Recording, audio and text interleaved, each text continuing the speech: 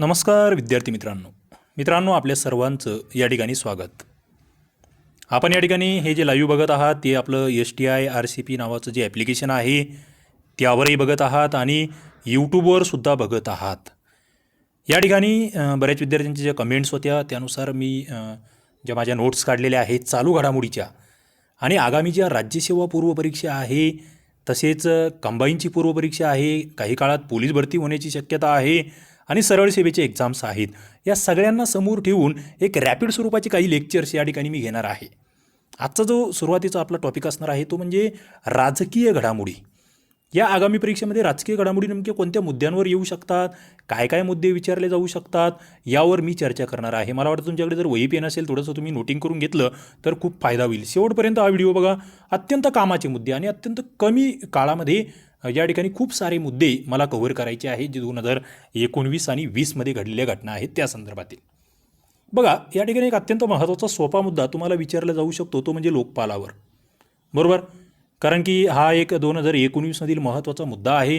तो पुढे कंटिन्यू चर्चेत राहिलेला आहे. ते म्हणजे भारताचे पहिले लोकपाल कोण असं तुम्हाला विचारलं जाईल. ओके. आणि मग या ठिकाणी तुम्हाला PC घोष हे उत्तर द्यावं लागतं.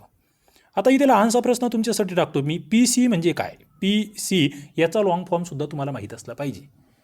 आता हे याच्या आधी सर्वोच्च न्यायालयाचे निवृत्त न्यायाधीश आहेत, त्यांची नेमणूक कोणी केली किंवा कोणामार्फत केली जाते हा एक प्रश्न तुम्हाला येणार आहे. तो तुमच्यासाठी मी सोडतो. मला तुमचे जास्तीत जास्त कमेंट्स पाहिजे आहे. लोकपालांची नियुक्ती कोण करतात? ज्यांना येत नाही त्यांनी इतरांच्या कमेंट्स बघा. माझे विद्यार्थी तेवढे हुशार आहेत. ओके. आणि सगळ्यात महत्त्वाचं इथे तुम्हाला लहानसं लक्षात ठेवावं लागेल की लोकपाल यांचं नेमकं कार्य काय आहे. मित्रांनो, कार्य जर म्हटलं एका शब्दात सांगायचं तर यांचं कार्य आहे ते म्हणजे जे भ्रष्टाचारासंदर्भातल्या तक्रारी असणार आहेत ना त्यांचा छडा लावायचा थोडक्यात. याच्यामध्ये मग पुन्हा गैरन्यायिक सदस्य असणार आहेत. चार न्यायिक सदस्य आहेत. हे लक्षात घ्या. ज्याच्यामध्ये गैरन्यायिकमध्ये महाराष्ट्राचे मुख्य सचिव माजी दिनेश कुमार जैन यांचीही त्या ठिकाणी हे आहे, निवड आहे. पुढचा महत्त्वाचा मुद्दा तुम्हाला आणखी या लोकपाल संदर्भात एक मुद्दा येईल तो म्हणजे लोकपाल निवड समिती जी आहे तिच्यात कोण असतं. कारण की लोकपाल निवड समितीवरून खूप सारं त्या ठिकाणी राजकारण झालं होतं, हे लक्षात घ्या. या ठिकाणी जर बघितलं लोकपाल निवड समितीमधले 4-5 मुद्दे लक्षात राहू द्या. पहिलं म्हणजे निवड समितीचे प्रमुख हे देशाचे पंतप्रधान असतात.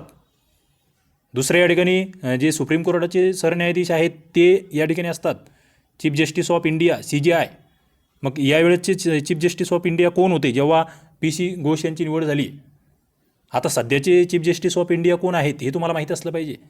पुढचं तिसरी व्यक्ती असते या ठिकाणी या समितीमध्ये ती म्हणजे लोकसभेचे अध्यक्ष सध्याचे कोण आहेत ते सांगा मला. त्यानंतर लोकसभेचे विरोधी पक्ष नेते बघा, हे चौथं, हे फार महत्त्वाचं होतं. तेव्हा काँग्रेसने या ठिकाणी बहिष्कार टाकला होता की नाही आम्ही येत नाही, ते 10% याच्यावर तो वाद होता. आणि पुढे एक कायदेतज्ञ असतात जे राष्ट्रपती नामनिर्देशित करतात 5वं सदस्य.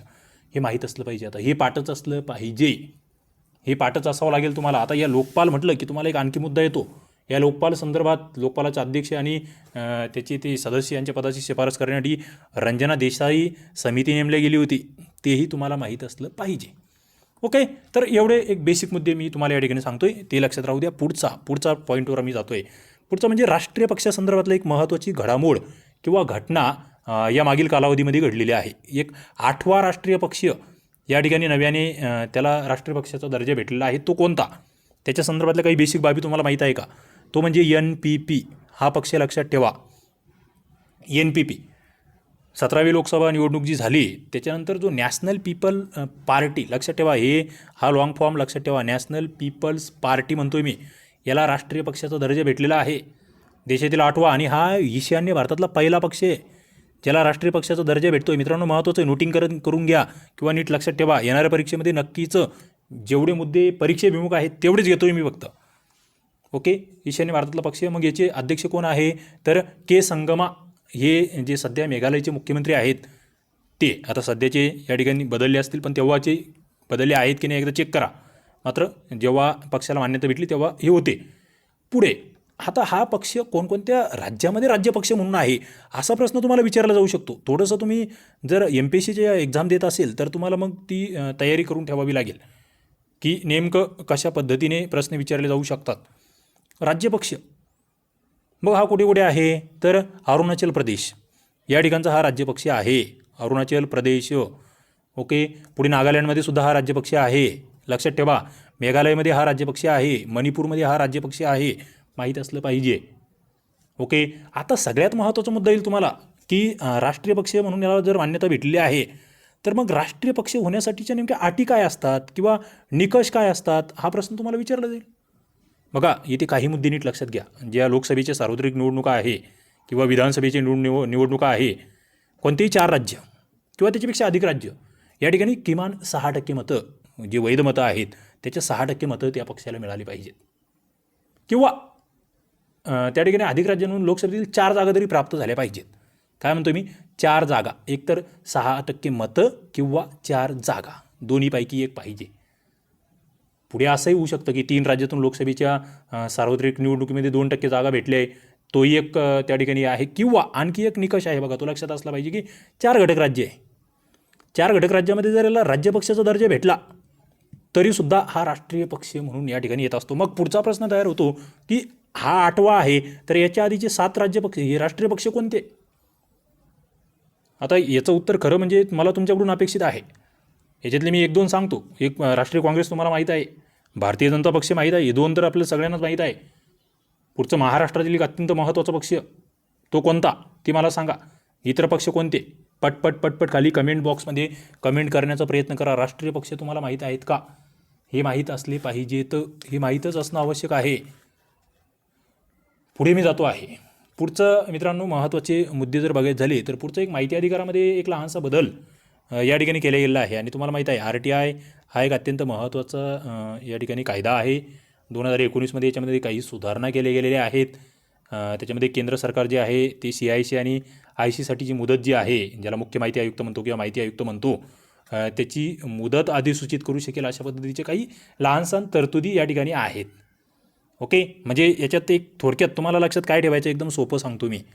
RTIमध्ये जे बदल झाले याच्यामध्ये कलम 13 आणि कलम 14 जे आहेत RTIचे, 13 आणि 14 कलमात बदल झालेले आहेत, हे या ठिकाणी लक्षात घ्या. आणि इथे एक महत्त्वाचा मुद्दा चर्चेत आला होता, तो म्हणजे हा जो कार्यकाळ आहे यांचा, जे आयुक्त असणार आहेत, माहिती आयुक्त, त्यांचा कार्यकाळ या ठिकाणी घटनेने जो ठरवून दिला आहे तो 5 वर्षे किंवा 65. आता हा केंद्र सरकार बदलू शकतं या ठिकाणी. ती एक अतिरिक्त केंद्र सरकारला या ठिकाणी मुभा भेटलेली आहे, ते लक्षात घ्या. म्हणजे तुम्हाला RTI संदर्भात नेमके काय बदल झाले ते या ठिकाणी मला वाटतं लक्षात येईल. आता पुढचा मुद्दा या ठिकाणी थोडंसं शिक्षण हक्क सुधारणा विधेयकसुद्धा एक मांडलं गेलं होतं. त्याच्यावरही तुम्हाला आयडिया असली पाहिजे, कारण की आपण बघतोय शिक्षणासंदर्भातलं नवीन धोरण येतं आहे. त्याच्यातून मग ते शिक्षण सुधारणा हक्क विधेयकाला मंजुरी जी दिलेली आहे त्याच्यामध्ये नेमकं काय केलं आहे बघा, की 5वी आणि 8वीच्या टप्प्यावर नियमित परीक्षा होणार आणि त्यांना नापास करण्याची मुभा देखील राज्यांना दिली जाणार आहे. 5वी आणि 8वीच्या टप्प्यावर ती आहे. आता इथे जर बघितलं म्हणजे थोडक्यात काय, जुनं जे होतं 8वीपर्यंतचं धोरण, की 8वीपर्यंत विद्यार्थ्यांना नापास करायचं नाही आहे, ते कुठेतरी या ठिकाणी रद्द करण्यासंदर्भातलं विधेयक होतं, हे लक्षात घ्या. पुढचा एक मुद्दा तुम्हाला 2019मधलं एक सरोगसी विधेयक, थोडंसं त्याबद्दल माहीत असलं पाहिजे बघा. यावर तुम्ही अतिरिक्त वाचन करून ठेवू शकतात, मी तुम्हाला मुद्दे कव्हर करून देतो आहे. हे त्या ठिकाणी मंजूर झालं. याच्यात नेमके काय मुद्दे तुम्हाला लक्षात ठेवायचे, तर इथे राष्ट्रीय सरोगसी मंडळ स्थापन करण्याला मंजुरी दिली गेली. पुढे राज्य सरोगसी मंडळ स्थापनेला मंजुरी दिली गेली. त्यासाठी प्राधिकरण स्थापनेसाठी सुद्धा मंजुरी दिली गेली. आणि व्यावसायिक सरोगसी जी आहे त्याच्यावर बंदी आली. मित्रांनो हे लक्षात घ्या, प्रोफेशनल सरोगसी जी म्हणतोय त्याच्यावर बंदी आहे. पुढचं भारतीय दाम्पत्य जे आहे ते परोपकारी सरोगसीला परवानगी देण्यात आली आहे. आता त्यासाठी मग त्या ज्या अटी आहेत त्यावर तुम्हाला प्रश्न विचारले जातील. म्हणजे विवाहाला किमान 5 वर्षे पूर्ण झाली असली पाहिजे. बघा हा प्रश्न येऊन गेला आहे. पत्नीची वय 23 ते 50 तर पतीची 26 ते 55 असली पाहिजे. दाम्पत्यातील एखादा वंध्यत्व असून अशा दाम्पत्याला कोणते आपत्ती नसावे असे, आणि सरकार याच्या बाबतीत विविध नियम घालू शकतं, हेही इथे सांगितलेलं आहे. आणखी एक फार महत्त्वाची घटना किंवा एक विधेयक जे आम्हाला माहीत असलं पाहिजे ते म्हणजे जे सुप्रीम कोर्ट आहे मित्रांनो, त्याच्यामधील न्यायाधीशांची संख्या बदललेली आहे, ती माहीत असली पाहिजे. संख्या बघा, आता सरन्यायाधीश वगळता 33 न्यायाधीशांची संख्या आधी होती, ती आता 33वर गेलेली आहे. हे नीट लक्षात ठेवा, हे नोटिंग करून घ्या. म्हणजे सध्या 33 + 1 सरन्यायाधीश असे एकूण सध्या किती आहेत, तर 34 न्यायाधीश आहेत. कमाल संख्या सर्वोच्च न्यायालयातील न्यायाधीशांची सरन्यायाधीशासह किती झालेली आहे, 34 झालेली आहे, हे लक्षात घ्या. आणि हा जो कायदा आहे न्यायाधीशांच्या संख्येचा कायदा, ज्याला सर्वोच्च न्यायालय कायदा असं म्हटलं जातं, तो 1956चा आहे. त्याच्यात ही बदल केलेला आहे. 56ला एकदम सुरुवातीला फक्त 10 न्यायाधीश होते एकूण, मग ते बदलत गेले. 60मध्ये 13 झाले, 77ला 17 झाले, 86ला 25 झाले, 2009ला 30 झाले. हे आम्हाला माहीत असलं पाहिजे. बघा महत्त्वाचं आहे हे अत्यंत महत्त्वाचे मुद्दे, म्हणजे प्रत्येक विद्यार्थ्याला माहीतच असले पाहिजेत असे मुद्दे आहेत असं मला वाटतं या ठिकाणी.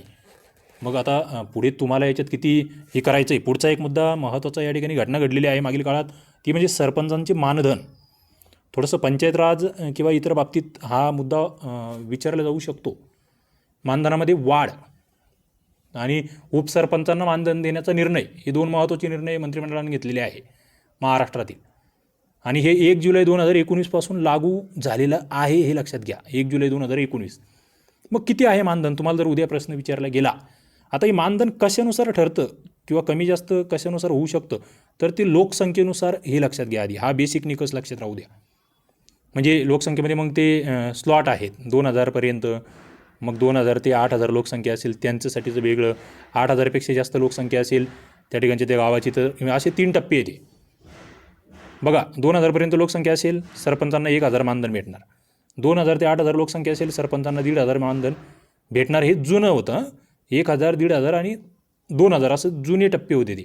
आता हे जे 2000 लोकसंख्येचं हे आहे गाव, त्या ठिकाणच्या सरपंचाला मानधन झालेलं आहे 1000वरून 3000 रुपये. इथलच्या उपसरपंचाला मानधन नवीन सुरू केले आपण 1000 रुपये. बघा 3000, 1000. दुसरा टप्पा आहे 2000 ते 8000 वाला लोकसंख्येचा. इथे सरपंचाला मानधन आहे 4000 रुपये. काय बघा, पहिल्या टप्प्यामध्ये 2000पर्यंत लोकसंख्या 3000 मानधन सरपंचांना, उपसरपंचांना 1000 मानधन. दुसरा टप्पा काय आहे 2000 ते 8000, तिथे 4000 मानधन सरपंचांना, उपसरपंचांना मानधन 1500. आणि तिसरा टप्पा जो आहे 8000पेक्षा जास्त लोकसंख्या, सरपंचांना मानधन आहे सध्या 5000, जे आधी 2000. तर अशा पद्धतीने हे जे सरपंचांचे मानधन आहे मित्रांनो, मला असं वाटतं हे प्रत्येक परीक्षेसाठी, मग ती राज्यसेवा असो, कंबाईन असो, सरळ सेवा, पोलीस भरती, प्रत्येक ठिकाणी येणारा हा प्रश्न आहे. त्याच्यामुळे मी मुद्दाम तो या ठिकाणी कव्हर केलेला आहे, हे लक्षात घ्या. आता पुढे तुम्हाला थोडंसं जे विविध राज्यांमध्ये निवडणुका झाल्या आहेत त्या संदर्भातही अभ्यास करून ठेवणे गरजेचं आहे असं मला वाटतं. ओके. त्याच्यानंतर जर आपण बघितलं, हे महत्त्वाचे विधेयक आपण बघितले. पुढे काही बाबतीमध्ये तुम्हाला त्याच्यामध्ये पतधोरणं आहेत बघा, त्याचे आढावेसुद्धा लक्षात घ्यावे लागतील. त्याच्यामध्ये महत्त्वाचं म्हणजे उर्जित पटेल समिती जी आहे ती या ठिकाणी चर्चेत होती, ते लक्षात घ्या. उर्जित पटेल समिती हे नाव एकदा तुम्ही नोटिंग करून घेऊ शकतात. त्याच्यामध्ये त्यांनी जे पतधोरण आढावा 2016ला त्यांची स्थापना झाली होती त्या समितीची, आणि त्यांनी तो आराखडा सादर केला होता त्या ठिकाणी.